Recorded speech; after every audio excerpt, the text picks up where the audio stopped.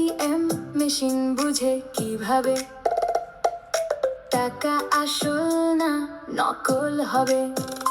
মানুষও কখনো ভুল করে যায়, মেশিনটা তবু ধরে ফেলে ভাই।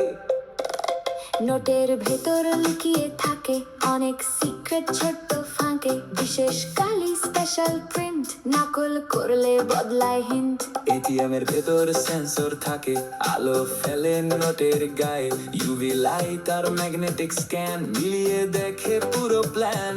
নোটের থিকনেস সাইজ আর লাইন সবকিছুই চেক করে ফাইন, যদি কোথাও মিসম্যাচ হয় মেশিন তখন রিজেক্টই কয়। কিছু নোটে ম্যাগনেটিক ইঙ্ক, মেশিন সেটা পড়তে ফিঙ্ক, বারকোড না থাকলেও তাতে প্যাটার্ন থাকে সিকিউরিটির সাথে। তাই এটিএম শুধু টাকা দেয় না, টাকার সত্যতাও ভেরিফাই করে না।